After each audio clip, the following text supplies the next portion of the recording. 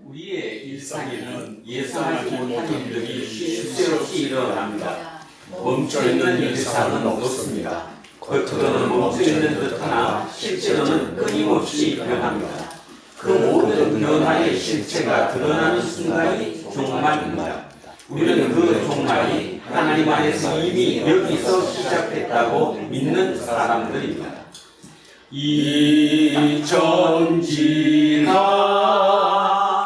만물들아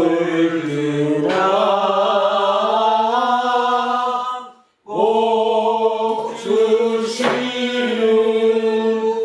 주여와 전능성부 성자 성령 찬송하고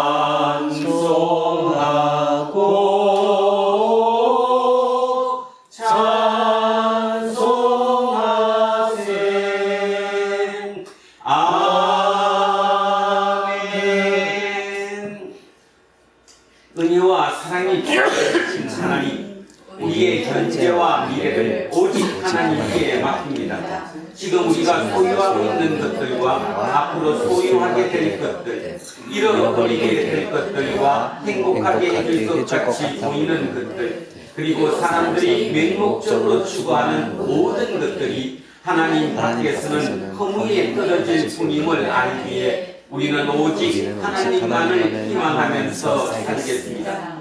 하나님은 역사에 내재하면서 동시에 초월하는 방식으로 존재하면서 모든 생명의 원초적 근원이며 궁극적인 미래가 계십니다. 하나님은 태초에 혼돈 가운데서 모든 사물과 생명을 창조하셨고 지금도 신비한 방식으로 세상을 주관하실 뿐만 아니라 종말의 모든 것을 완성하실 분이십니다.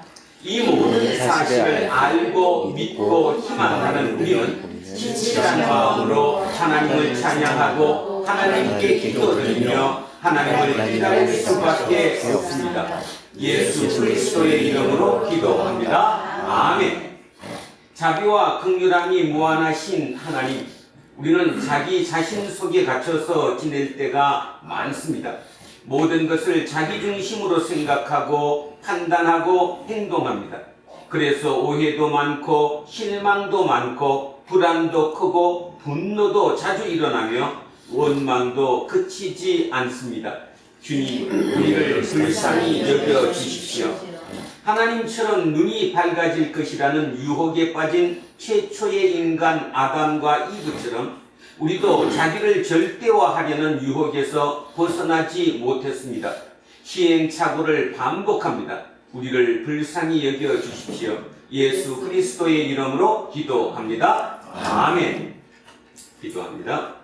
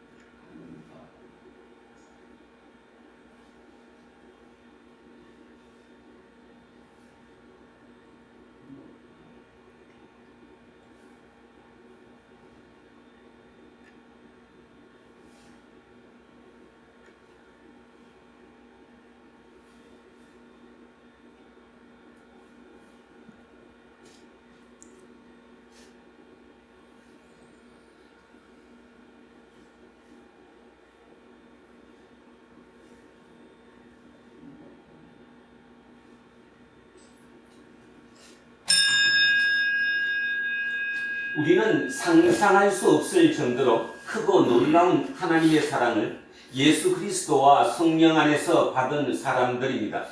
저는 예배를 인도하는 목사로서 하나님의 사랑에 의지하여 그리고 2000년 예배 전통에 따라서 예수 그리스도의 이름으로 여러분에게 선포합니다. 지금 여러분이 고백한 모든 죄는 용서받았습니다. 기뻐하십시오. 그리고 이웃의 잘못도 마땅히 용서하십시오. 아멘. 다 자리에 앉아 주십시오. 찬송가 242장 찬양하겠습니다. 242장입니다.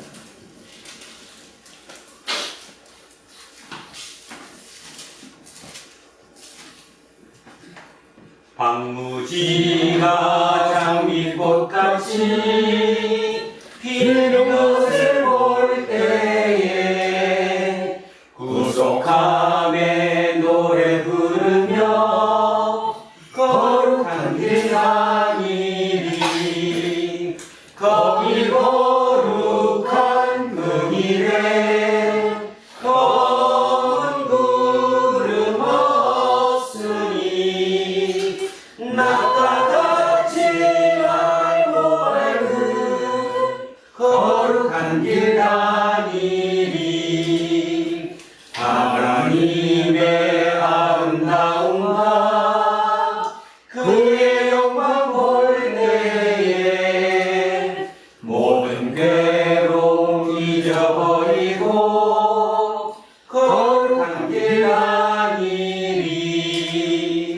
거기 거룩한 그 길에 검은 구름 없으니 낙하같이 맑고 밝은 거룩한 길 다니리.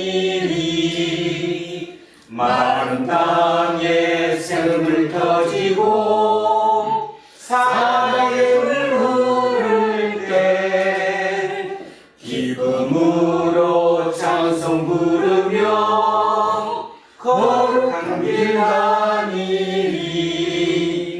거기 거룩한 그 길에 검은 구름 없으니 낙하같이 맑고 밝은 거룩한 길 다니리.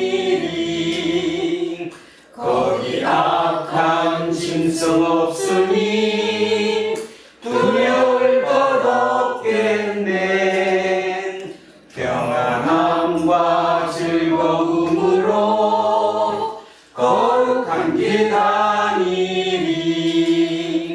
거기 거룩한 그 길에 검은 구름 없으니 낙하같이 맑고 밝은 거룩한 길 다니리. 거기 죄인 전혀 없으니 거룩한 자뿐이라. 주가 주신 면류관 쓰고 거룩한 길 다니리.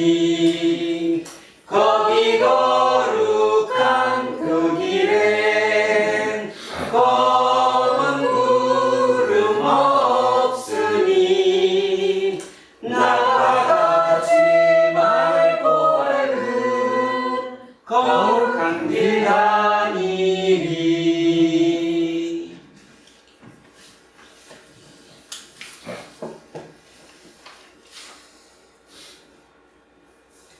아버지는 저희를 사랑하시고 언제나 함께 하시며 늘 복 주시는 분이로되 그 사랑을 느끼는 것과 아버지와 함께함을 드러내는 것과 복이 복임을 아는 것이 모두 저희에게 달렸음을 이제 알겠습니다. 부디 하루의 매 순간을 아버지 안에 거하며 아버지의 계명을 지켜나가는 삶이 되도록 이끌어 주실 것을 간구합니다. 오늘도 아버지께서 주실 영의 양식을 위하여 이곳에 모였습니다. 아버지를 경외할 줄 모르는 자들이 주인이 된 세상에서 저희의 육은 공고하고 핍박 속에 있을 수밖에 없으나 아버지의 사랑을 아는 자만이 지니는 평안을 저희 영이 누릴 것입니다. 이 믿음을 함께 나눌 아버지의 사랑이 많아지기를 원합니다. 저희 두란노 성도들의 삶이 세상의 본이 되게 하옵소서. 아버지 하나님께서 썩지 않을 열매를 맺을 사람으로 저희를 택하셨음을 믿습니다. 부디 세상이 감당할 수 없었던 예수의 삶을 이어가는 사람으로 살기를 원하오니 저희에게 강건한 영을 허락하옵소서. 이 시간 목사님의 입술이 전하는 아버지의 말씀에 귀 기울이겠습니다. 말씀 속에 역사하여 주시옵소서. 순전한 마음과 충만한 사랑 그리고 아버지께만 드리는 경외로 오늘의 이 예배에 참여합니다. 아버지 기쁘게 함께 하시옵소서. 아버지께서 세우신 저희의 길잡이 예수 그리스도의 이름으로 기도드립니다. 아멘. 인사하겠습니다. 조금 손해보고 삽시다. 조금 손해보고 삽시다. 하나님 사랑합니다. 하나님 사랑합니다. 이문수님을 사랑합니다. 이문수님을 사랑합니다. 김재우님을 사랑합니다. 김재우님을 사랑합니다. 이영웅님을 사랑합니다. 이영웅님을 사랑합니다. 이영미님을 사랑합니다. 이영민님을 사랑합니다. 이양승님을 사랑합니다. 이양승님을 사랑합니다. 윤정숙님을 사랑합니다. 윤정숙님을 사랑합니다. 이연승님을 사랑합니다. 이연승님을 사랑합니다. 안병관님을 사랑합니다. 안병관님을 사랑합니다. 천요셉님을 사랑합니다. 천요셉님을 사랑합니다. 동영이를 사랑합니다. 이동명님을 사랑합니다. 이정근님을 사랑합니다. 이정근님을 사랑합니다. 김재세님을 사랑합니다. 김재수님을 사랑합니다. 목사님을 사랑합니다. 목사님을 사랑합니다. 우리 이한빈님을 사랑합니다. 우리 모두를 사랑합니다. 기도하겠습니다. 말씀으로 세상을 창조하신 하나님, 지금 우리 모두 하나님의 말씀에 귀를 기울입니다. 세계 교회에 따라 주어진 말씀이 읽히고 해석되어 선포될 때 사람의 생각은 감추어 주십시오. 우리 모두 성령의 이끌림을 받아 우리의 영혼이 진리를 만나는 놀라움과 기쁨으로 가득한 이 시간이 되도록 도와주십시오. 우리 주 예수 그리스도의 이름으로 기도합니다. 아멘. 첫째 말씀 창세기 12장으로 갑니다. 구약성서 14쪽입니다. 맨 앞쪽입니다. 14쪽에 창세기 12장 말씀입니다.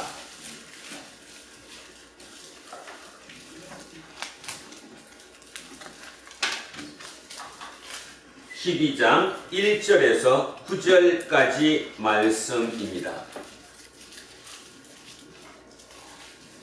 찾으셨으면 천천히 한 목소리로 합독하십니다.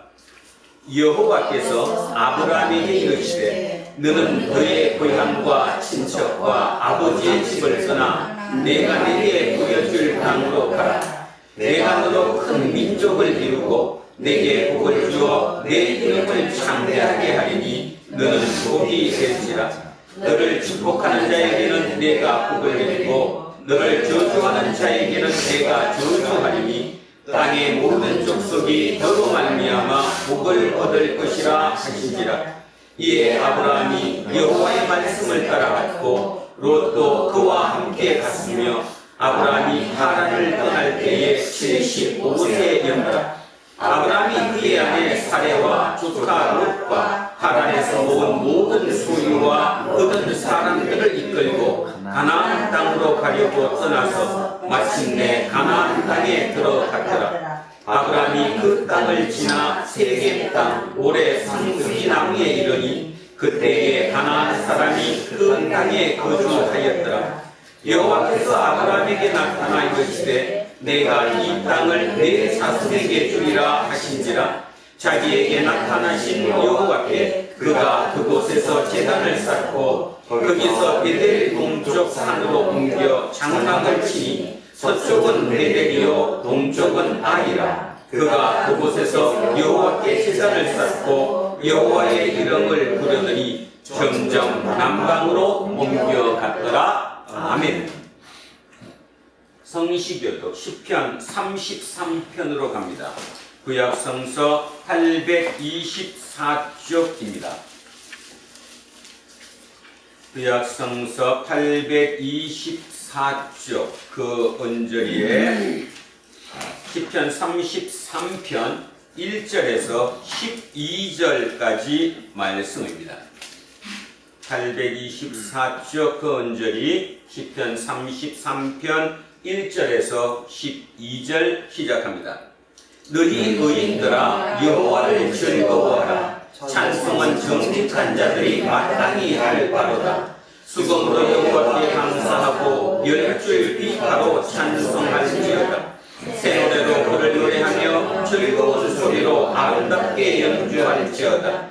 여호와의 말씀은 정직하며 그의 행하시는 일은 다 진실하시도다. 그는 공의와 정의를 사랑하시며 세상에는 여호와의 인자하심이 충만하도다.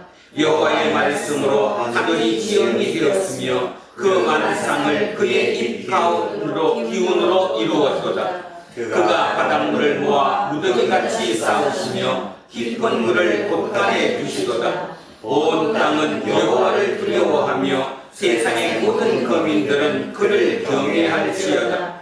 그가 말씀하심에 이루어졌으며 명령하심에 견고히 있었도다. 여호와께서 나라들의 계획을 폐하시며 민족들의 사상을 무효하게 하시도다. 여호와의 계획은 영원히 서고 그의 생각은 대대에 이르리로다. 여호와를 자기 하나님으로 삼은 나라 곧 하나님의 기업으로 선택된 백성은 복이 있도다. 아멘. 둘째 말씀 로마서로 가겠습니다. 신약성서 244쪽 그 언저리입니다. 신약성서 244쪽 로마서 4장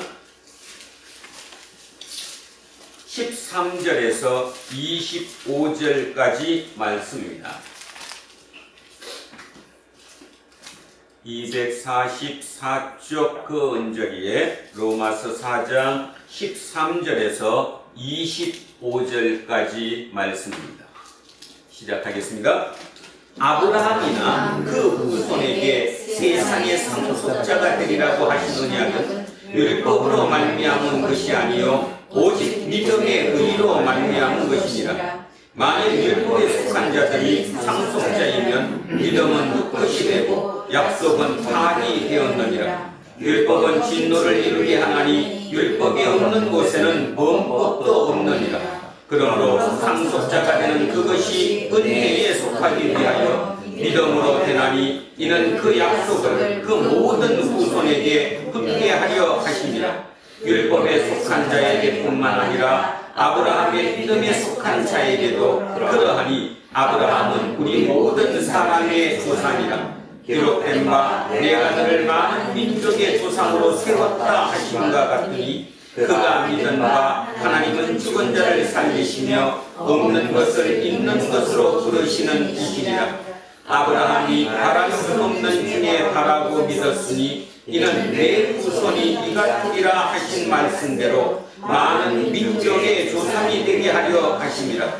그가 백세나 되어 자기 몸이 죽은 것 같고 사라의 태가 죽은 것 같음을 알고도 믿음이 약하여지지 아니하고 믿음이 없어 하나님의 약속을 의심하지 않고 믿음으로 견고하여져서 하나님께 영광을 돌리며 약속하신 그것을 또한 능히 이루실 줄을 확신하였으니 그러므로 그것이 그에게 의로 여겨졌느니라. 그에게 의로 여겨졌다 기록된 것은 아브라함만 위한 것이 아니요 의로 여기심을 받을 우리도 위함이니 곧 예수 우리 주를 죽은 자 가운데서 살리시기를 믿는 자니라. 예수는 우리가 범죄한 것 때문에 내 중이 되고 또한 우리를 의롭다 하시기 위하여 살아나셨느니라. 아멘. 셋째 말씀 마태복음으로 내려옵니다. 13쪽입니다. 앞쪽으로 오셔서 13쪽 마태복음 9장으로 갑니다. 두 토막으로 나누어 읽겠습니다. 첫째 토막 9장 9절에서 13절, 둘째 토막 18절에서 26절 두 토막으로 나누어서 작독하십니다. 먼저 9절에서 13절 먼저 하겠습니다. 시작합니다. 예수께서 그곳을 떠나 지나가시다가 마태라 하는 사람이 세관에 앉아 있는 것을 보시고 이르시되 나를 따르라 하시니 일어나 따르니라. 예수께서 마태의 집에서 앉아 음식을 잡수실 때에 많은 세리와 죄인들이 와서 예수와 그의 제자들과 함께 앉았더니 바리새인들이 보고 그의 제자들에게 이르되 어찌하여 너희 선생은 세리와 죄인들과 함께 잡수시느냐. 예수께서 들으시고 이르시되 건강한 자에게는 의사가 쓸데없고 병든 자에게라야 쓸데있느니라. 너희는 가서 내가 긍휼을 원하고 제사를 원하지 아니하노라 하신 뜻이 무엇인지 배우라. 나는 의인을 부르러 온 것이 아니요 죄인을 부르러 왔노라 하시니라. 18절입니다. 예수께서 이 말씀을 하실 때에 한 관리가 와서 절하며 이르되 내 딸이 방금 죽었사오나 오셔서 그 몸에 손을 얹어 주소서. 그러면 살아나겠나이다 하니 예수께서 일어나 따라가시매 제자들도 가더니 12해 동안이나 혈루증을 앓는 여자가 예수의 뒤로 와서 그 겉옷가를 만지니 이는 제 마음에 그 겉옷만 만져도 구원을 받겠다 하니라. 예수께서 돌이켜 그를 보시며 이르시되 딸아 안심하라. 내 믿음이 너를 구원하였다 하시니 여자가 그 즉시 구원을 받으리라. 예수께서 그 관리의 집에 가서 피리 부는 자들과 떠드는 무리를 보시고 이르시되 물러가라. 이 소녀가 죽은 것이 아니라 잔다 하시니 그들이 비웃더라. 무리를 내보낸 후에 예수께서 들어가사 소녀의 손을 잡으심에 일어나는지라. 그 소문이 그 온 땅에 퍼지더라. 아멘. 오늘 주신 말씀 이사야 51장 9절에서 16절까지 말씀입니다. 구약 성서 1031쪽입니다. 자, 천천히 합독하십니다. 9절부터 시작합니다. 여호와의 팔이여 깨소서 깨소서 능력을 베푸소서. 옛날 옛시대에 계신 것 같이 하소서. 라합을 점이시고 용을 찌르신 이가 어찌 주가 아니시며 바다를 넓고 깊은 물을 말리시고 바다 깊은 곳에 길을 내어 구속받은 자들을 건너게 하신 이가 어찌 주가 아니시나이까. 여호와께 구속받은 자들이 돌아와 노래하며 시온으로 돌아오니 영원한 기쁨이 그들 머리 위에 있고 즐거움과 기쁨을 거두리니 슬픔과 탄식이 달아나리이다.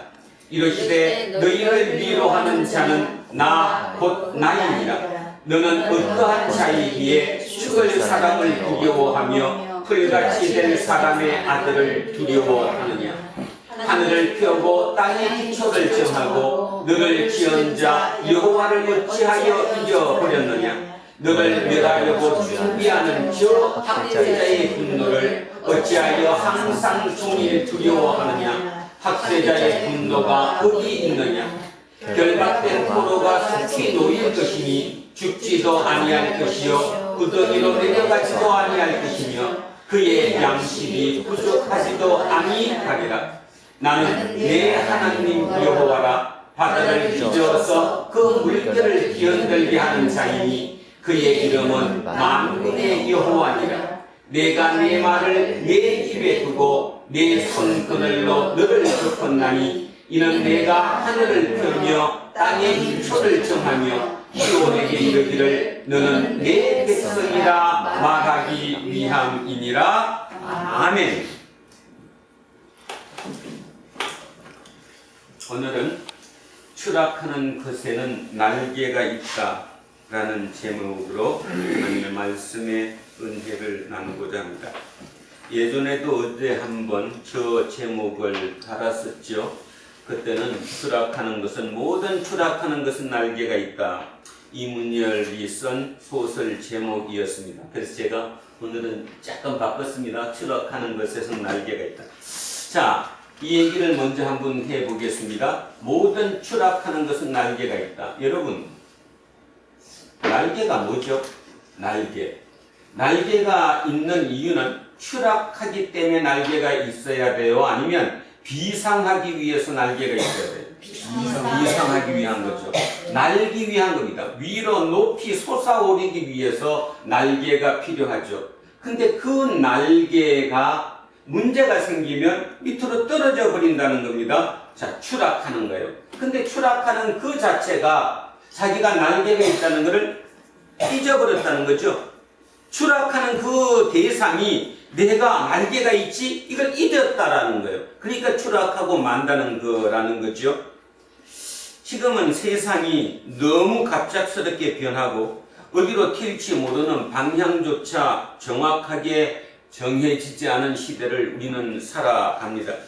특히 그 사이에 유럽을 비롯한 선진국들의 종교였던 기독교는 그 대부분 소멸되다시피 했습니다.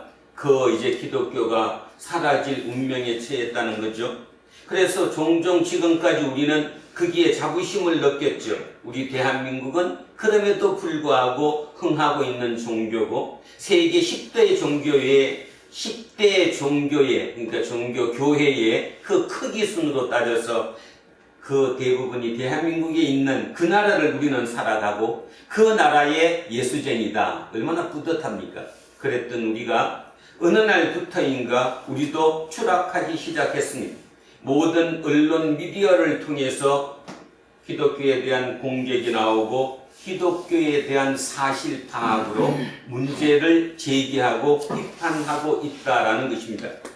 특히 요즘은 한 두세 달에 한 번 정도는 매번 언론을 타는 것 같아요. 이제 문제는 그게 왜 중요하냐 하면 이제 몇 번 더 그러다 보면 나중에는 식상해지죠. 식상해지는 순간 우리는 하나님을 잊어버릴지도 모릅니다. 비판이 있을 때와 무관심은 큰 차이가 나죠. 여러분 살아가면서 누군가가 나를 비판한다. 너 그러면 안 돼. 그지? 너는 이렇게 하면 안 되는 거야. 이렇게 할 때 기분 나쁘다 생각하지 마시고 아직도 나에 대한 기대치를 가지고 있구나 하는 걸 느껴야 되는 거예요. 만약에 그게 비판까지 없어지고 뭘로 변해버리면 무관심으로 변해버리면 이제 답이 없어지는 거죠. 무관심으로 변해버리면 오늘 집에 가서 스스로를 한번 돌아보시기 바랍니다. 나는 지금 무관심의 대상이 아닌가? 혹시 주변 사람들로부터 나는 무관심의 대상으로 이미 추락한 거 아닌가? 아니면 그나마 내 가족에게서만이라도 비판의 대상인가? 아직도 희망이 있다는 것입니다. 근데 비판의 대상도 되지 않는 무관심의 대상이 되어버렸다? 이미 추락하고 만 것이지요. 굉장히 중요한 얘기죠. 자, 그래서 오늘도 저는 사회적인 문제로 기독교에 대한 얘기를 읽으면서 출발하고자 합니다. 혹시라도 우리 목사님 좀 맨날 힘들고 왔으니까 우리 그냥 업시켜주는 말씀을 하시지 왜 자꾸 사회 얘기하냐. 여러분이 아무리 믿음이 좋고 개인적으로 잘 믿는다고 할지라도 기독교라는 종교 자체가 소멸되어 버리고 변질되어 버리면 여러분 아무 의미가 없습니다.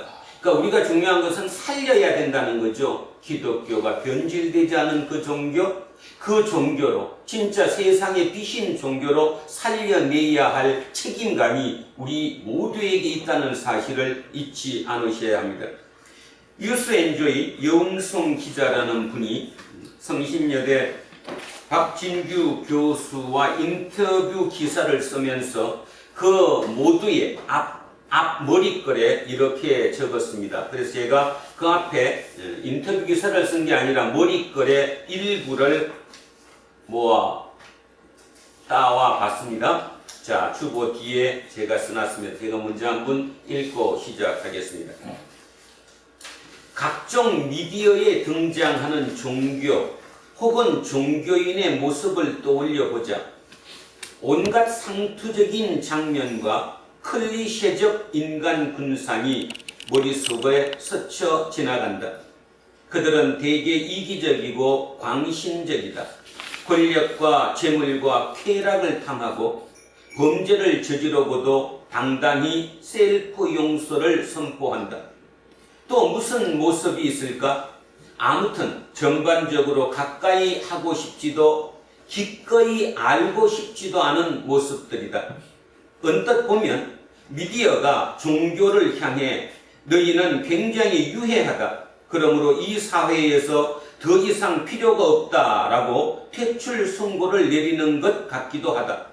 미디어에 이와 같은 비판적 종교 재현을 두고 누군가는 종교를 탄압하고 파괴하기 위한 미디어의 악의적 공작이라며 음모론을 펴기도 한다.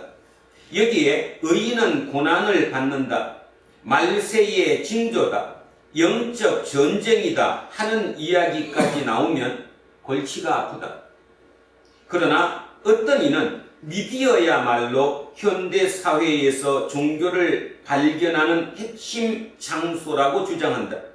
또한 미디어의 종교 재현 비판을 보면 미디어가 종교를 없애려는 것이 아니라 오히려 종교를 통해 사회를 변화시킬 이상적 가치와 새로운 대안을 상상한다는 사실을 알 수 있다고 진단한다.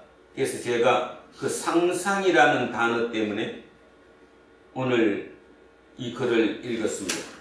지금 이 얘기가 무슨 얘기입니까?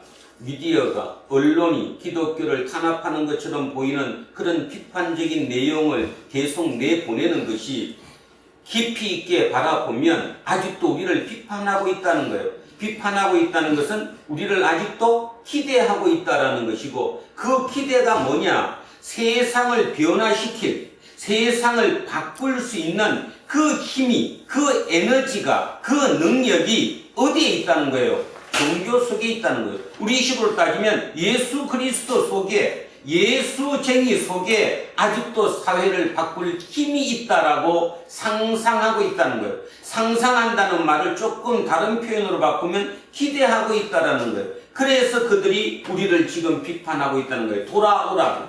그러니까 좋은 면으로 따지면 지금 우리는 아직도 기대를 받고 있는 몸이라는 거죠. 아직도 우리는 기대를 받고 있다라는 거예요. 기대를 받는다는 게 얼마나 중요하냐 하면 뭐 어느 정도 중요한 게 아니라 어마어마하게 중요합니다. 자, 마무리 뒤에 읽고 마무리합니다. 미디어의 종교 비판에 역설적으로 종교를 향한 기대와 요구, 종교의 필요에 관한 사회적 합의를 발견할 수 있다는 것이다. 이렇게 여운성 기자는 머릿말 기사에서 썼습니다. 성신여대 박진규 교수는 아주 굉장한 그리스도인이고 미디어와 종교에 대해서 연구하고 박사학위를 받으신 분인데, 그분이 그 짧은 메시지 하나를 밑에 제가 적어놨습니다. 그분은 이렇게 우리나라의 기독교, 조금 넓게는 종교, 좁게는 기독교를 보고 있습니다. 미디어가 종교를 통해 새로운 세상, 대안적 가치, 비물질적이고도 풍요로운 삶의 방식을 상상한다. 세상은 아직도 우리를 통해 상상해요. 우리를 통해 새로운 세상이 열릴 것을 기대하고 상상한다는 말입니다. 그런데 우리는 어떻습니까? 우리는 우리 스스로도 상상하지 않습니다. 여러분, 여담으로 딴 얘기로 잠깐 돌아가겠습니다. 지난 2달 전에 4월 8일 서울 상암 월드컵 경기장에서 FC서울과 대구FC의 프로 축구 경기가 열렸더랬습니다. 그 경기를 시작하기 전에 시축자로 여러분 잘 아시는 임영웅이라는 가수가 시축자로 나섰습니다. 임영웅의 팬덤은 대단합니다.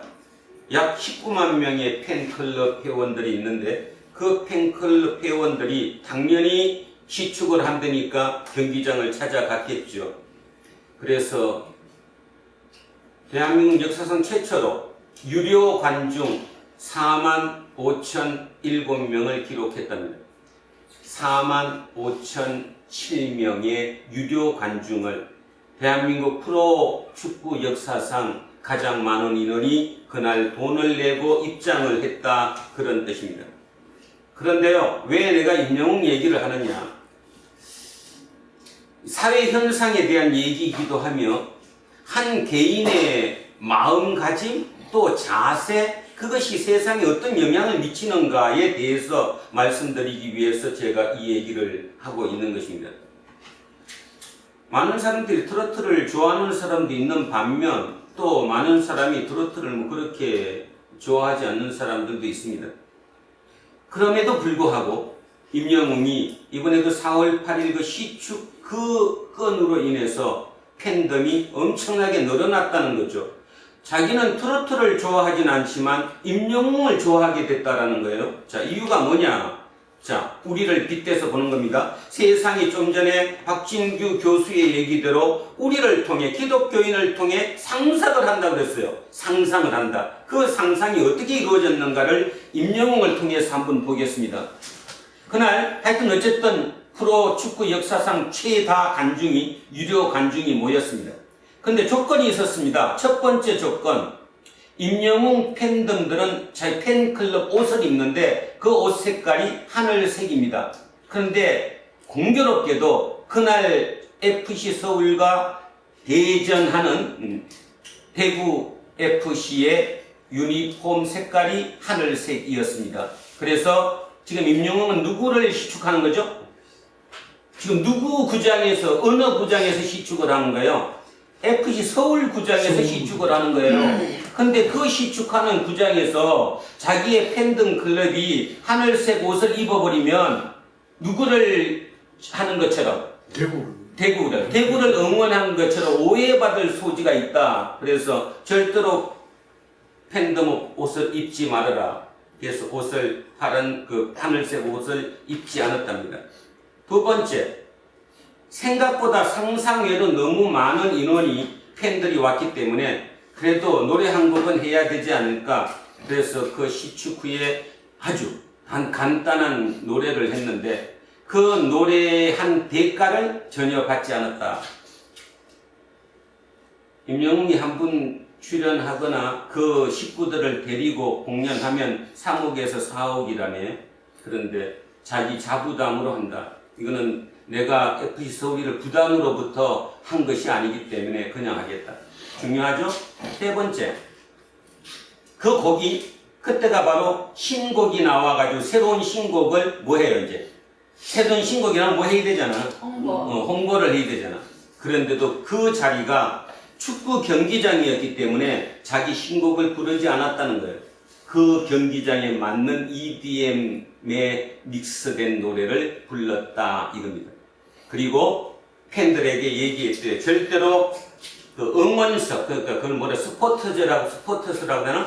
그 응원석, 거기로는 들어가지 말라. 그래서 거기는 한 명도 들어가지 않았다네요. 그 다음에 끝나고 난 뒤에 다 청소했고요. 그 다음에 가장 중요한 거, 구단 입장에서 가장 이렇게 염려스러웠던 게 뭐냐 하면, 그렇게 팬들이 많이 모이면 혹시 시축 끝나고 노래 끝나고 나면 축구 경기 안 보고 그냥 다 나가버리면 어떡하냐 그랬는데 그것도 끝까지 지켰대요. 끝까지 다 남아있는 거고 끝까지 응원하는 조건으로. 그 다음에 더 중요한 거, 그게 끝나고 난 다음에 자기들끼리 연락을 해서 대구 경기장을 방문해가지고 응원해 줬답니다. 다음 경기에. 이 얘기를 이렇게 그냥 여러분은 그냥 뭐 그럴 수도 있다고 듣겠지만, 한 개인이 특히 요즘처럼 세상의 경쟁이 치열한 이곳에서 그렇게 가능한가, 그런 일이? 불가능한 얘기입니다. 자기 팬덤하게 그렇게 하는 게 그게 어떻게 쉽겠습니까? 그죠? 그런데도 임영웅은 그렇게 그 4월 8일 하루를 보내는 바람에 많은 팬덤이 더 형성됐다는 거죠. 그래서 지지난주 6월 2일인가 KBS 9시 뉴스에 나와서 그 얘기를 하는 걸 듣고 제가 오늘 여러분에게 다시 말씀드리는 것입니다.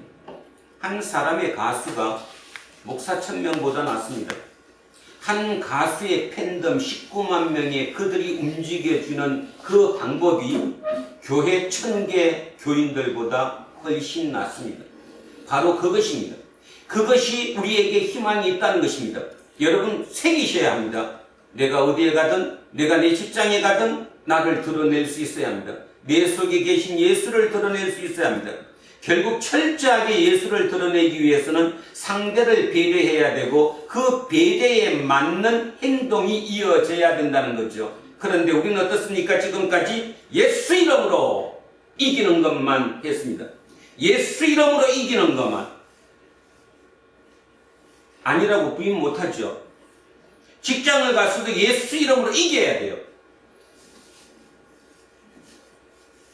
그래서 지금 이 꼴이 났는데도 불구하고 아직도 옛 습관에서 벗어나지 못합니다.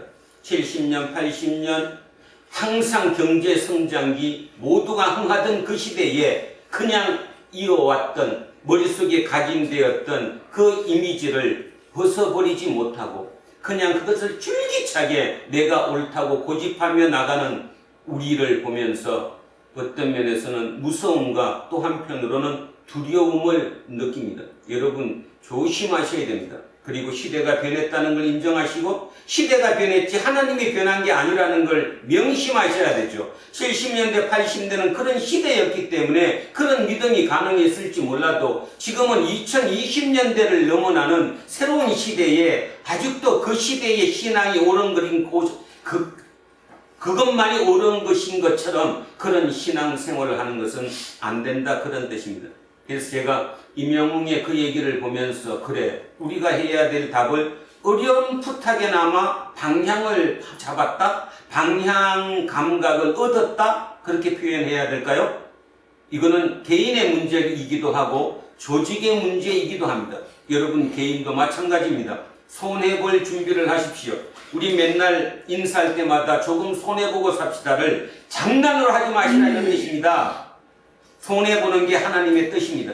하나님이 손해를 봄으로 해서 나에게 더 주기 위한 손해일 뿐이지 그것이 나를 죽이기 위한, 추락시키기 위한 손해가 아니라는 거죠. 비상하기 위한 손해를 보라는데 우리는 우리의 눈으로, 우리의 생각으로 그 넓고 크신 하나님의 생각을 전혀 헤아리지 못하고 내 생각대로 내가 하나님인 것처럼 행동하고 있습니다. 다시 한번 우리를 새겨 주셨으면 고맙겠습니다. 자, 이유는 딱 두 가지입니다. 하나는 나의 구원 문제입니다. 여러분 각자가 어쨌든 유한한 생명을 가지고 있기 때문에 머지않은 시간 내에 이 땅을 떠나게 될 것입니다. 끝이라고 믿지 않죠? 저는 그건 확실하다고 믿습니다. 적어도 이쪽에 와서 예배를 드리는 여러분들 정도면 이 땅의 죽음이 끝이 아니라는 사실을 어렴풋하든 확실하든 여러분은 믿고 있을 것이라고 저는 생각합니다. 그렇다면 진짜 그걸 믿고 계시다면 죽음이 끝이 아니라고 믿는다면 하나님 앞에 무엇을 가지고 쓸 것 같습니까? 지금의 여러분 자존심 가지고 서겠습니까? 여러분의 물질 가지고 서겠습니까? 여러분의 미모로 그 앞에 서겠습니까? 아무것도 가져갈 수 없습니다. 딱 하나밖에 못 가져갑니다. 뭐죠? 하나님 앞에 뭐 가지고 쓰죠? 여러분의 심보 가지고 씁니다. 표현이 좀 거칠었나요? 심보 그러니까? 여러분의 마음 씀씀이, 여러분이 이 땅에 살았던 그 심보, 그거 하나 가지고 하나님 앞에 서요. 오해하지 마세요. 내 자랑한 걸 갖고 써야지. 아니요. 10년 전에 자랑한 걸 갖고 죽을 때 써요? 50년 전에 자랑 그거 하나 갖고 뒤에 가서 하나님 나 잘했어요 이거 얘기할 거예요? 내가 어떻게 살아왔느냐, 이 땅을 어떤 마음의 가짐으로 살아왔느냐, 그 심보를 가지고 하나님 앞에 설 것입니다. 그때 자신이 있으십니까? 저는 두렵긴 하지만 요즘 조금씩 자신을 가지려고 애쓰고 있는 중입니다. 훈련하고 있는 중이고요, 노력하고 있는 중입니다. 내가 가지고 갈 것은 그거 하나밖에 없기 때문에 그 속에, 그 심보 마음 속에 여러분이 이 땅에서 베푸신 모든 게 다 포함되어 있는 거예요. 다른 거 볼 필요가 없어요. 누구한테 내가 얼마를 했지, 누구 어떻게 했지, 아무 필요 없어요. 그냥 딱 선 그 자리에서 하나님이 여러분의 마음을 딱 읽는 순간, 그 심보가 들통나는 순간, 그걸로 모든 게 게임아웃. 그런데도 왜 지난 한 주간 그렇게 악착같이 사셨습니까? 왜 마음에 그렇게 상처를 입으시면서 또 누군가에게 상처를 주시면서 악다구니 쓰면서 그렇게 사셨습니까? 무엇 때문에? 두 번째 문제는 하나님의 뜻은 개인적으로 제가 하나님 앞에 설 때의 문제도 있지만 두 번째는 이 땅에 사는 동안 나를 통해 하나님 당신 본인을 드러내야 돼요. 안 그래요? 하나님은 보이지 않는 분이니까 그 보이지 않는 분을 세상에 드러내야 되는 거거든요. 드러내야 누구 하나라도 그래 아까 얘기했듯이 자기는 트로트를 좋아하지 않지만 임영웅의 팬이 되듯이 그 축구 경기장에 간 그들의 팬 되면 그 모습을 보고 그렇구나 팬이 되듯이 똑같다는 얘기입니다. 그것이 하나님의 나라 확장 아니에요? 근데 여러분은 어떻게 생각합니까? 내가 뭐를 잘해가지고 내가 유명해져가지고 내가 권력을 쟁취해가지고 부자가 되어가지고 그걸로 하나님께 영광 바친다? 아니라는 거 아시죠? 하나님 영광 바친 게 아니라 본인 영광 받았지. 나 좀 잘 보이려고 그랬던 거 아니야. 나 자존심 안상하려고. 우리는 지금 이 세계에 선 거예요. 그래서 결국은 추락하는 것에선 날개가 있어요. 이 날개는 두 가지인데 날개는 비상을 위해서 있는 것이지 추락하기 위해서 있는 것이 아니에요. 그런데 사람들은 추락할 때 날개가 있다는 것을 잊어버리고 산다는 거예요. 그러면 추락하는 중이라도 이 날개짓을 다시 하면 이 날개가 있는 거 아니까 날개짓을 다시 하면 나는 살아날 수가 있는 거예요. 그 다음 중요한 게 하나 있는데 추락하면 떨어지는 거죠. 왜 두렵죠? 추락이 왜 두려워요? 떨어지면 맨 밑바탕에 부딪히면 내가 죽을 것이라는 두려움 아니에요? 그런데 아십니까? 하나님의 추락시키는 이 추락하는 하나님의 자녀가 추락할 때는 밑바탕이 없습니다. 밑바탕이 없다는 말이 뭔 뜻이에요? 언제든 다시 날개짓을 하라고 우리에게 기회를 주는 거예요. 내 목숨 끊어질 때까지 밑바탕이 없어요. 추락해도 밑바탕이 없어요. 언젠가 내가 날개짓만 다시 하면 되는 거예요. 그게 하나님의 사람들이에요. 자, 그래서 추락하는 것에선 날개가 있다. 이 날개의 의미를 봤습니다.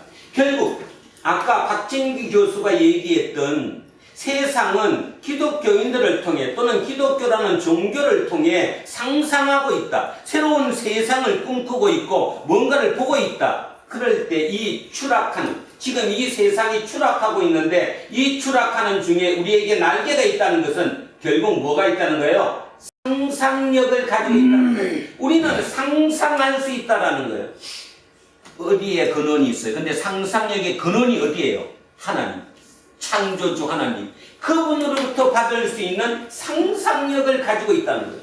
그러니까 자기가 어떤 처지에 있던 생각을 바꿔먹을 수 있다는 거죠. 새로운 상상력으로. 여러분, 저기 보이는 걸 사실대로 얘기하는 것을 상상력이라고 해요? 아니면 보이지 않는 그 너머를 보는 것처럼 얘기하는 것을 상상력이라고 해요? 어느 게 상상력이에요? 부자. 부자잖아. 근데 여러분 왜 지금 마음이 상했어요? 왜 두려움이 생겼어요? 왜? 상상을 못하니까. 지금 그 보이는 것 너머를 보지 못하니까. 근데 누군가는 그 넘은 걸 본다는 거죠. 자, 그 본 사람이 누구냐? 이사야예요. 자, 여러분 그 생각 갖고 오늘 그걸 봅니다. 이사야는 바벨론 포로를 당했어요. 여러분, 바벨론 포로로 잡혀간 게 이사야만 잡혀간 게 아니잖아요. 수많은 사람들이 지금 포로로 그 포로 정착촌에서 힘겹게 살아가고 있어요. 그럼 다 그들은 뭐 하고 있어요? 지금 추락하고 있어요. 이미 추락했고요. 지금도 추락하고 있어요. 끊임없이 추락하고 있어요. 자기를 비하해요. 그런데 그 중에 이사야라고 하는 제2 이사야라고 이름도 정확하게 알려지지 않은 어떤 사람이 뭐 하고 있는 거예요? 아, 우리한테 날개가 있지. 추락하고 있는 우리 유대인에게, 우리 시온인에게, 우리 예루살렘 사람들에게 뭐가 있지? 날개가 있지. 이 날개가 누구죠? 여호와 하나님. 그게 있지. 그래서 그는 다른 눈으로 보는 거예요. 자, 오늘 본문 들어갑니다. 그러면 이제 오늘 본문 이해가죠? 오늘 본문이 여러분 잠깐. 오늘 본문 읽었지만 이 본문이 지금 눈에 보이는 사실이에요? 보이지 않는 사실이에요? 보이지 않는 사실이에요. 다른 말로 얘기하면 상상이에요. 모든 사람은 보이는 거에 겁먹고 있어요. 지금 그 보이는 거에 주눅들고 있어요. 그런데 이름도 알려지지 않은 그 제2 이사야라고 하는 사람은 주눅들지 않고 새로운 눈으로 상상하고 있는 거예요. 자, 오늘 본문 9절 갑니다. 어떻게 상상하고 있는가 보십시오. 여호와의 팔이여 깨소서 깨소서, 능력을 베푸소서, 옛날 옛 시대에 깨신 것 같이 하소서. 라합을 점이시고 용을 찌르신 이가 어찌 주가 아니시며. 라합, 용, 하나님을 대적하는 세력이거든요. 여기서는 그냥 쉽게 이집트, 애굽. 자, 옛날에 출애굽 시킬 때 하나님께서 누구를? 이집트를 깨고 우리를 끌어내시지 않았느냐? 옛날을 회상하는 거예요. 추락하고 있는 중에도 날개가 있다는 걸 느낌을 갖고, 그 날개가 뭐였지? 옛날에 우리 조상들이 그 날개를 생각해낸 거예요. 그래서 희망으로 바뀌어지는 거예요. 이걸 보는 거예요. 지금 다시 한번 읽겠습니다. 여호와의 팔이여 깨소서 깨소서, 능력을 베푸소서, 옛날 옛 시대에 깨신 것 같이 하소서. 라합을 점이시고 용을 찌르신 이가 어찌 주가 아니시며. 다른 말로 뭐예요? 옛날에 출애굽할 때 이집트를 물리치신 분이 당신 아닙니까? 기억을 회상하는 거죠. 10절에 바다를, 넓고 깊은 물을 말리시고 바다 깊은 곳에 길을 내어 구속받은 자들을 건너게 하시니가 어찌 주가 아니십니까? 이건 뭐예요? 홍해바다. 홍해바다, 바다 걷는 거잖아요. 그죠? 여러분이 지금 머릿속으로 아무리 뭐 절망하고 좌절하고 있다고 해도 가만히 돌이켜보면 내 인생의 홍해를 갈랐던 적 있어요, 없어요? 있죠. 있습니다. 모두가 있습니다. 생각을 잘하면. 모두가 그런 과정을 거쳐왔어요. 출애굽을 했다 그런 뜻입니다. 바다를 갈랐고 내 손으로 갈랐어요? 지나고 나니까 알잖아요. 아, 하나님이 갈라주셨구나. 그래서 나를 거기서 건져내셨구나. 누구든지 알 수 있는 거 아니에요? 그런데 누군가는 그 생각을 하고 있는 게 아니라 지금 절망을 붙들고 눈앞에 보이는 그 두려움에 쌓여서 이렇게 하고 있잖아요. 그리고 입으로는 하나님 찾아요. 입으로는 하나님. 지금 제2 이사야는 이렇게 상상하고 있는 거예요. 옛날 일을 기억하는 거예요. 자, 11절. 그러면서 이제 이런 결론을 내는 거죠.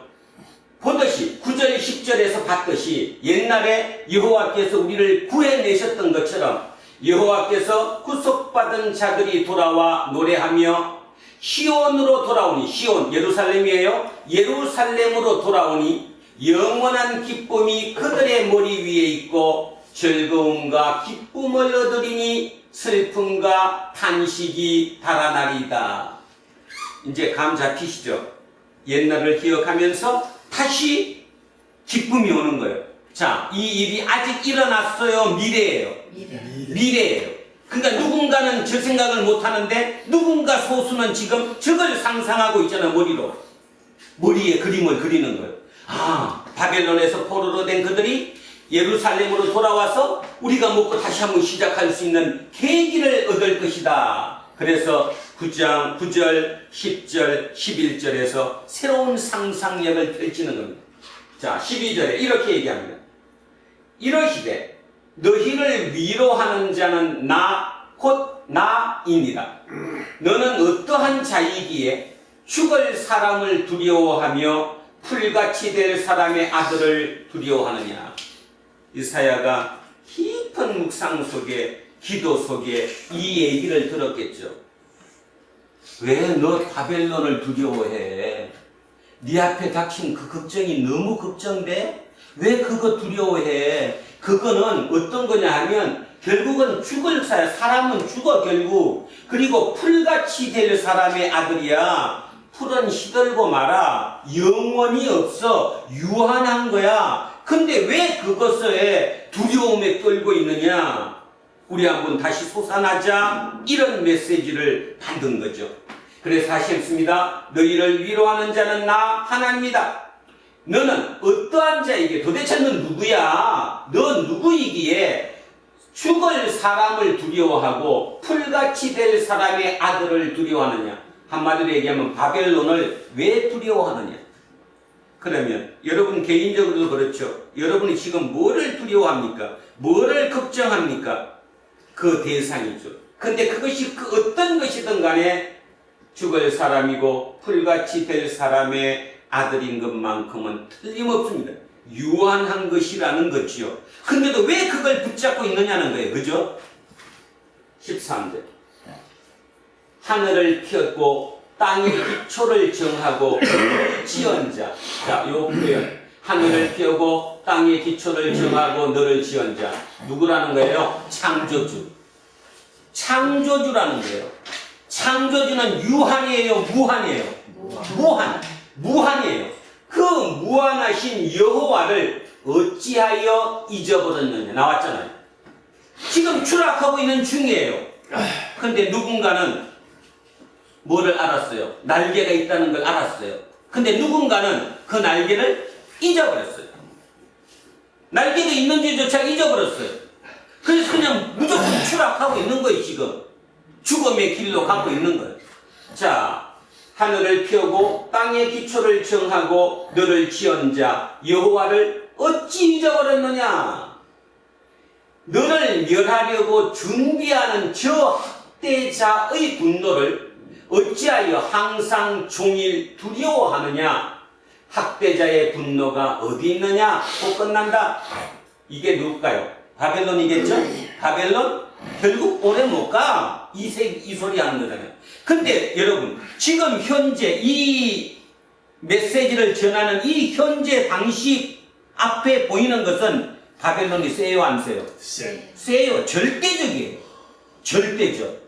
그래서 대부분의 사람들은 그것만 보이지 그 너머를 못 보는 거예요.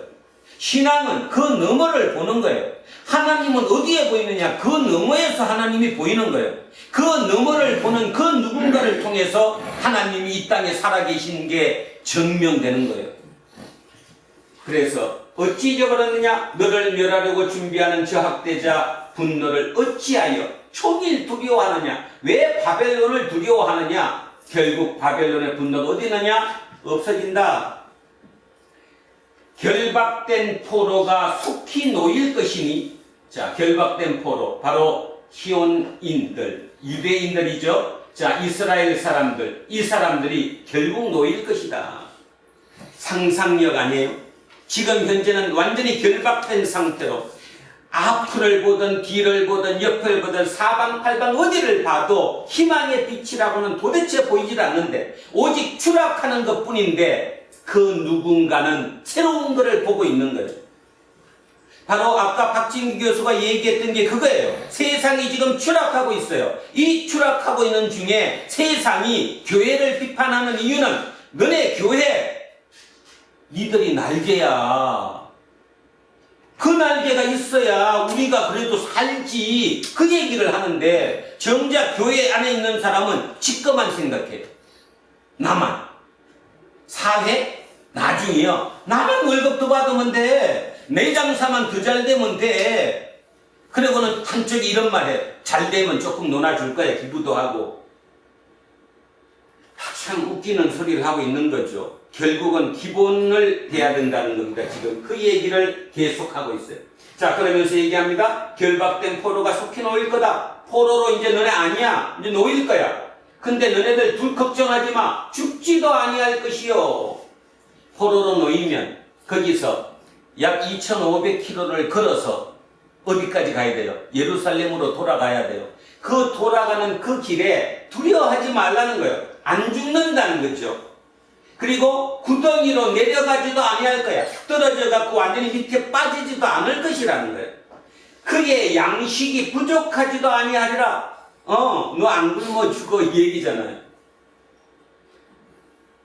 너 결박된 표로가 속히 놓일 것이니 죽지도 아니할 것이요 구더기로 내려가지도 아니할 것이며 그의 양식이 부족하지도 아니하리라. 15절에 나는 내 하나님 여호와라.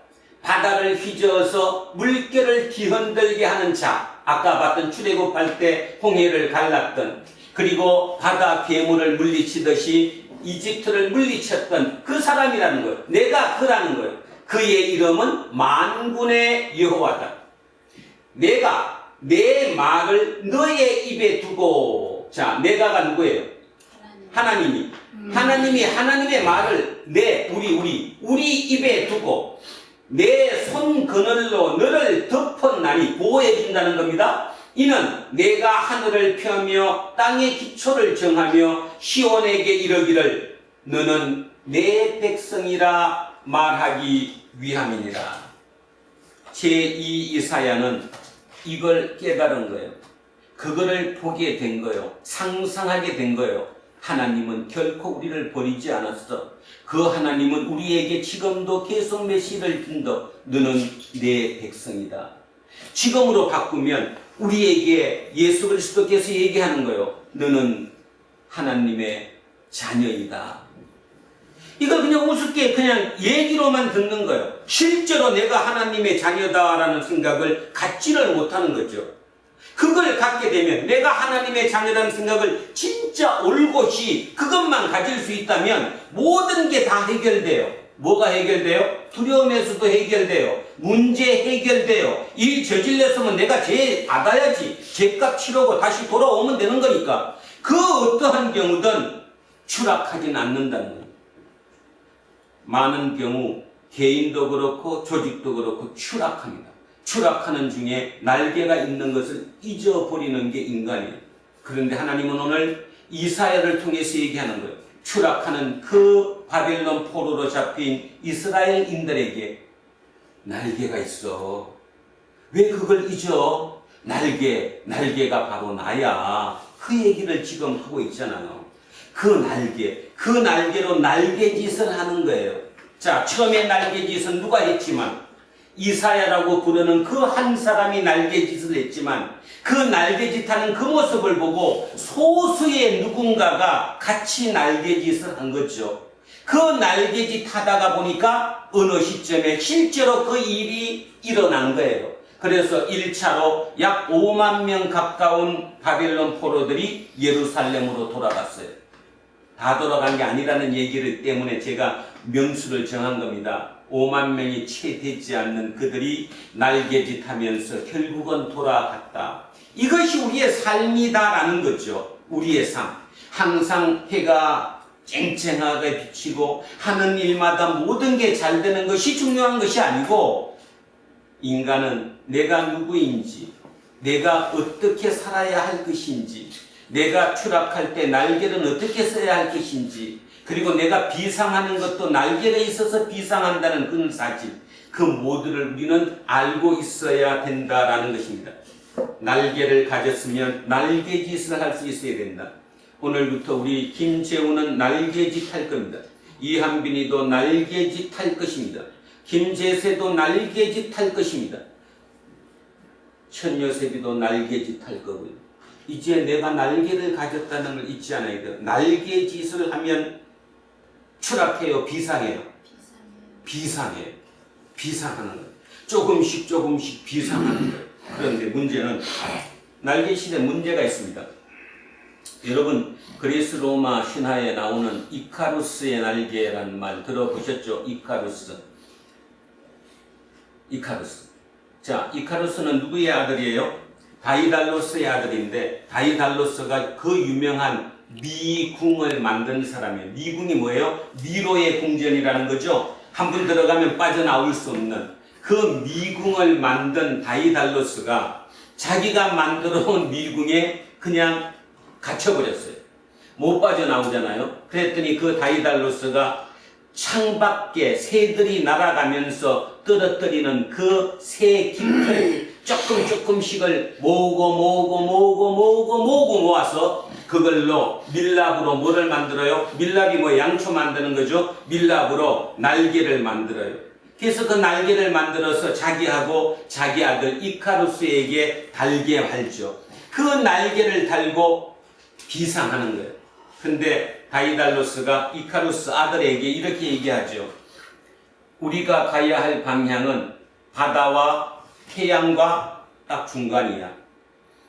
밑으로 떨어 바다에 가까워지면 수증기 때문에, 수분 때문에 뭐가 돼요? 날개가 무거워져서 밑으로 추락할 거고, 위로 태양 쪽으로 더 올라가면 너 날개를 만든 게 밀랍으로 만들었기 때문에 태양열에 녹아서 추락하고 말 거야. 그래서 꼭 지켜야 돼. 가운데 바다와 태양과 그 가운데를 나르는 거야. 그런데 우리는 조그만 날개를 갖춰서 비상하다 보니까 너무 재미나죠? 이카루스처럼. 이카루스는 아버지 말을 듣지 않습니다. 어디까지 올라가요? 올라가는 데까지. 그러다가 말 그대로 태양 가까이 그 태양열에 의해서 녹아서 추락하고 말았다. 우리는 그것을 이카루스의 날개라고 얘기하죠. 어떻습니까?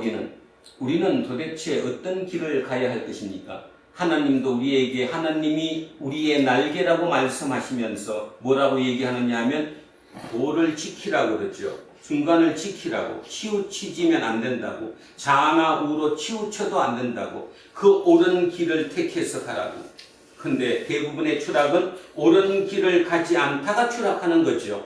지금 멋지게 날아오르고 있는 대한민국의 저 많은 그 위에 있는 것들을 가만히 보면 하나 둘씩 지금 막 떨어지고 있는 거 여러분 보이지 않습니까? 맨날 뉴스 시간에 그 얘기 나오잖아요. 떨어지고 있는, 추락하고 있는 그들이 지금 맨날 우리 주변에서 보고 있어요.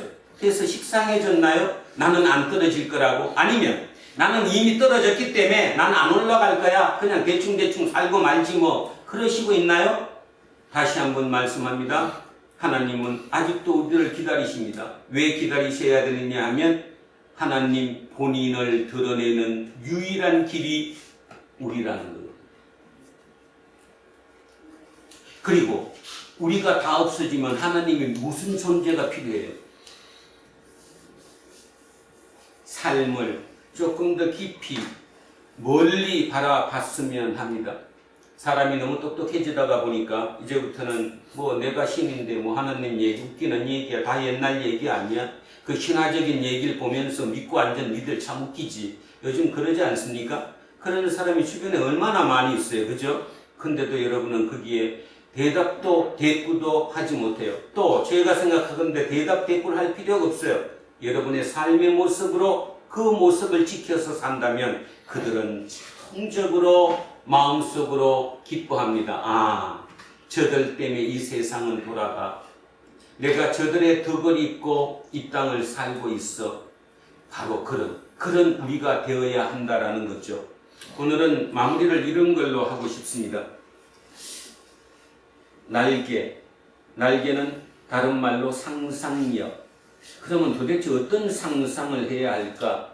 뭐 여러 얘기를 할 수 있어요. 빅터 프랭클의 죽음의 수용소에서부터 시작해서 뭐 스택도일 패러독스 같은 뭐 여러 얘기들이 많이 있지만 그거 다 빼놓고 딱 한마디로 하면 우리 예수쟁이들은 의미를 부여할 줄 알아야 된다는 거예요. 하나님의 나라, 하나님의 사람이란 말은 의미를 우리에게 스스로 부여할 수 있다는 거죠. 여러분, 야생마와 준마 어떻게 틀립니까? 야생마와 준마 차이점. 훈련이 되고 안 되고. 예, 맞죠? 그럼 다른 말로 얘기하면 훈련이 되고 안 되고의 말을 다른 말로 바꾸면 주인이 있고 없고, 야생마는 주인이 없고 준마는 주인이 있고. 준마의 뜻이 뭔지 알죠? 뛰어난 말 아닙니까? 준수한, 뛰어난 말.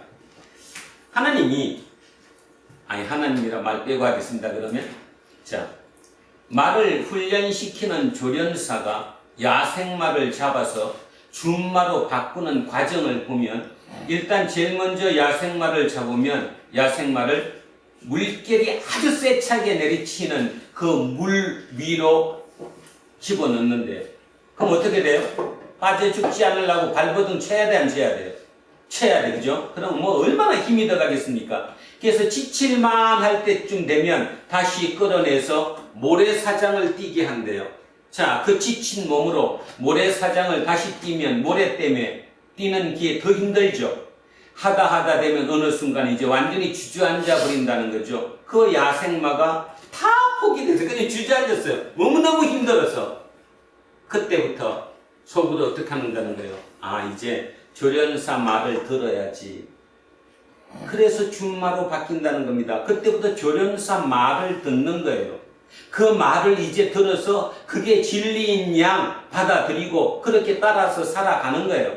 그래서 온유, 제가 예전에 설명드렸는데 온유가 뭐라고요? 온유를 비유하면 그렇게 훈련된 그 말이 진짜인가 가짜인가? 쉽게 얘기하면 준마가 됐는데 이 준마가 진짜인지 그때 보이는 것만 그런지 마지막 테스트가 뭐예요? 완전히 물을 먹이지 않고 물을 안 먹는 거예요. 목을 마르게 한 다음에 어느 시점에 물가를 향해서 그 말들을 달리게 한다는 거죠. 그래서 바로 앞에가 물이에요. 1m 딱 앞에 나와서 스톱 했을 때 멈추는 말은 뭐가 되는 거고? 준마가 되는 거고. 1m 앞인데 못 멈추고 그냥 들어가서 물 마시는 말은 끝나는 거. 온유는 그게 온유라는 거예요. 모세가 온유한 이유는 그거라는 거예요. 멈췄다는 거예요. 그게 얼마나 어렵겠어요. 바로 우리에게 그 얘기하는 거예요. 우리는 그런 의미를 알아들어요. 성경 처음부터 끝까지 얘기가 그런 얘기예요. 결국 야생마가 준마로 바뀌는 얘기고 온유의 얘기예요. 그죠? 근데 우리는 그런 훈련 과정이 없이 그냥 될 거라고 생각해요. 가만히 보면 지금 내 삶이 너무 어려워요. 하는 일마다 되지 않고 머릿속이 너무 복잡합니다. 생각할 게 너무 많고요. 뭐든지 내 뜻대로 흘러가지 않는 것 같아요. 무슨 과정이에요 지금? 훈련 과정이에요. 그 훈련 과정이라고 진실하게 받아들일 수 있으면 여러분은 승승장구할 길밖에 남지 않았어요. 그 승승장구는 아까 얘기했던 것처럼 그냥 무조건 그 태양을 향해서 위를 향해서 높이 날아버리는 이카루스의 날개가 아니라 진짜 중도를 향해서 저 중간을 잘 조정해서 날아가는 하나님의 사람이 되는 거거든요. 그런 하나님의 사람이 한두 사람 더 늘어나면 그 나라는 당연히 하나님의 나라가 되는 거예요. 그러니까 그 한 사람이 얼마나 중요하겠습니까? 오늘 본문 읽으면서 어떤 생각하셨습니까? 저는 이런 생각했습니다. 그 수십만 명의 포로들로 잡혀와서 노예로 살아가는 그 정착촌에 좀 정신 나간 것처럼 보이는 그 한 사람의 상상력이 결국은 그들을 구해내었다. 그거 외에 다른 게 없죠. 만약에 그 이사야마저도 그런 상상을 하지 않고 오늘 본문처럼 이런 얘기 웃기는 얘기다 아무 생각도 안 하고 아이고 나도 뭐 니네처럼 대충 살다가 가면 그만이지 했다면 하나님의 역사는 없었어요. 하나님의 역사는 없었다고. 그래서 오늘도 하나님은 여기 있는 저를 비롯한 여러분 모두 각자에게 넌 내 사람 한 번만 되어줄래? 나는 지금 절박해. 대한민국도 절박하지만 지구촌이 절박해. 한 사람의 임영웅이가 더 있어야 돼. 그래야 이 세상을 구할 수가 있어. 우리에게 그 메시지 전하는 거예요. 근데도 오늘도 교회 가서 할렐루야 아멘 하면서 뭐합니까? 당신이 하는 모든 일은 하나님의 능력으로 이루어질지어다. 예수이름으로 명하노니 모든 병만은 떠나갈지어다. 과연 그게 다 맞을까요? 그게 하나님의 옳은 뜻이 맞을까요? 글쎄요. 저는 확신은 못하지만 아무래도 뭔가 좀 모순점이 있다라고 생각합니다. 왜냐하면 그게 만약에 모순점이 없었고 그게 하나님의 진정한 뜻이었다면 지금쯤이면 천만의 기독교를 가진 대한민국은 살만한 곳이 됐어야 해요. 그런데 살만한 곳이 아니다는 것은 여러분 각자 스스로 모두 잘 알잖아요. 여러분이 특별히 잘못 살아서 그렇게 사는 것이 아니라 사회 시스템이, 구조가 그렇게 되는 바람에 여러분이 지금 그 처지에 처해 있는 거 아닙니까? 근데도 왜 항거하지 않습니까? 거기에 대해 생각으로라도 이게 옳지 않다라고 한 번쯤 도전해 보려고 생각하지 않습니까? 우리는 지금 그런 시대에 도달했다라고 생각합니다. 마무리는 이걸로 하겠습니다. 68혁명이라고 1968년도에 프랑스에서 사회 변혁 운동이 일어났습니다. 그걸 그냥 통칭해서 우리는 68혁명이라고 부릅니다. 특히 대한민국의 5, 60대들은 68혁명에 대한 얘기를 대학을 다닐 때 많이 듣고 자라왔죠. 68혁명은 프랑스에만 국한된 것이 아니라 그것이 들러붙어서 독일, 이탈리아, 미국, 일본에까지 영향을 미쳤던, 그래서 세계사에 영향을 미쳤기 때문에 지금도 우리는 그것을 68혁명이라고 얘기합니다. 그 68혁명의 주동 세력이 대학생과 노동자였습니다. 프랑스의 소르본 대학에, 소르본 한국과 비슷하게 대학에 구호가 붙었답니다. 근데 그 구호가 뭐냐 하면 모든 힘을 상상력에, 이게 구호였대요. 김종인 잘해봐. 모든 힘을 상상력에. 지금 혁명 중인데, 데모 중인데, 사람이 죽어나가고 있는데 그들의 구호 앞에 프랭카드에 붙어있는 그 구호는 모든 힘을 상상력으로. 이제 의미가 와닿죠. 왜 그게 중요한지. 그러면 오늘 이사야가 얘기했던 이 이사야의 이 얘기가 무슨 얘기인지도 실감나게 와닿죠. 옛날 얘기가 아니라 모든 힘은 상상력. 눈에 보이는 그 너머를 보고 얘기해 주는 것. 우리는 그 능력이 된다는 겁니다. 그래서 우리의 이 땅에 남은 삶이, 이 유한한 육의 생명이 끝나는 날까지 진짜 하나님 앞에 설 때 당당하게 내 심보를 갖고 설 수 있을 정도까지 우리는 우리의 삶을 다시 교정해야 될 것이라고 믿습니다. 우리 두란노 공동체는 그래서 있는 것이라고 믿고, 오늘도 우리 공동체를 통해서 이영옥 집사님 기도하셨던 것처럼 하나님이 이곳에 함께 하시면서 우리에게 메시지를 전해주고 있는 것입니다. 나는 아직도 너희들에게 기대해. 그리고 너는 내 백성이야. 너는 내 자녀야. 하나님은 오늘 우리에게 마무리로 그렇게 말씀하고 계십니다. 우리는 하나님의 자녀입니다. 우리는 날개를 가지고 있습니다. 내가 세상을 살면서 순간적으로 추락하는 시기가 있을지라도 우리는 그 날개가 있다는 사실을 기억하며 날개짓함으로 인해서 이 소수의 한 명의 그 날개짓으로 여러 사람의 날개짓으로 확대해가면서 그 사회 전체가 구원받는 그런 기적의 일이 우리 두란노 공동체, 우리를 통해서 일어날 수 있기를 주님의 이름으로 축원합니다. 아멘. 기도하겠습니다. 하나님, 세상이 추락하고 있습니다. 개인도 추락하고 있습니다. 도대체 어떻게 해야 될지 모를 정도로 속수무책으로 추락하고 있네요. 이전에 2500년 전 바벨론 포로로 잡혀왔던 그들도 그런 생각을 가지고 살았습니다. 추락의 끝이 어디인지, 추락이 왜 했는지, 또 지금도 뜻모를 정도로 추락하고 있는 당신들을 보면서 절망에 빠졌던 그들에게 한 사람 이사야는 새로운 상상을 했습니다. 추락하는 데는 날개가 있다고 말이지요. 그 날개를 잊지 않으면 우리는 다시 날개짓을 할 수 있다고 말입니다. 오늘 2023년을 살아가는 우리에게도 동일합니다. 우리에게도 날개가 있습니다. 그 날개를 펴고 날개짓을 함으로 인해 우리는 다시 한번 비상할 수 있습니다. 그 어떤 미로에서도 빠져나올 수 있고 우리의 생명은 온전히 보존될 것입니다. 모든 문제에서도 벗어날 수 있을 것입니다. 그 상상력으로 우리의 모든 에너지를 쏟아 하나님께 다가서는 그 하나님께로부터 그 받은 메시지, 그 상상력을 통해 그 모든 것이 기쁨으로 바뀔 수 있는 우리 모두가 되게 하옵소서. 감사드리며 거룩하신 우리 주 예수 그리스도 이름으로 기도합니다. 아멘. 406장입니다.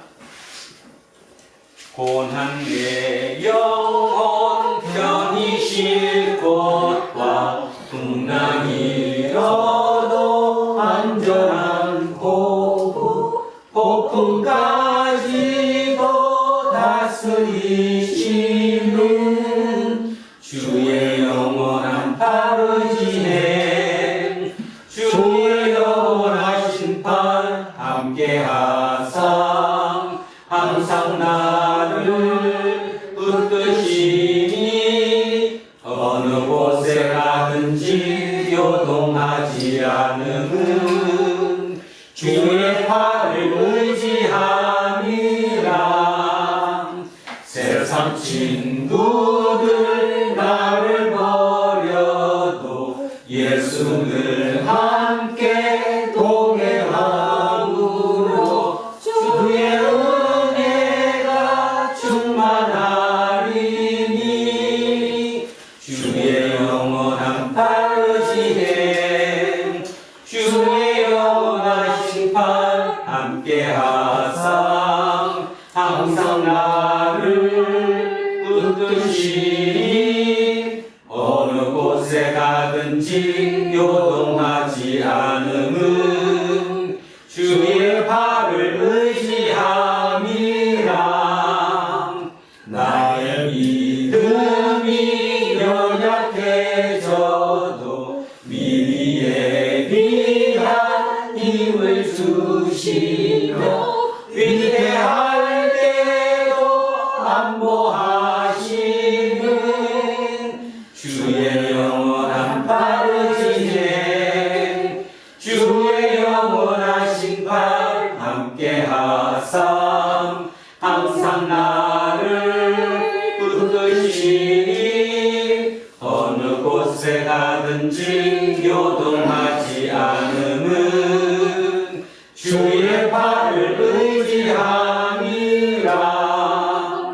능치 못한 것 주께 없으니 나의 일생을 주께 맡기며 나의 모든 짐 대신 지시는 주의 영원한 바르지행 주의 영원한 심판 함께하사 항상 나를 붙드시니 어느 곳에 가든지 요동하지 않음은 주의 발을 의지함이라. 다 자리에서 일어서십시오. 사도신경으로 신앙 고백 드리겠습니다. 나는 전능하신 아버지 하나님 천지의 창조주를 믿습니다. 나는 그의 유일하신 아들 우리 주 예수 그리스도를 믿습니다. 그는 성령으로 잉태되어 동정녀 마리아에게 나시고 본디오 빌라도에게 고난을 받아 십자가에 못 박혀 죽으시고 장사된 지 4일 만에 죽은 자 가운데서 다시 살아나셨으며 하늘에 오시어 전능하신 아버지 하나님 우편에 앉아 계시다가 거기로부터 살아있는 자와 죽은 자를 시키는 자로 오십니다. 나는 성령을 믿으며 거룩한 공교회와 성도의 교제와 죄를 용서하는 것과 몸의 부활과 영생을 믿습니다. 아멘. 내게 있는 모든 것을 주를 위해 드리네.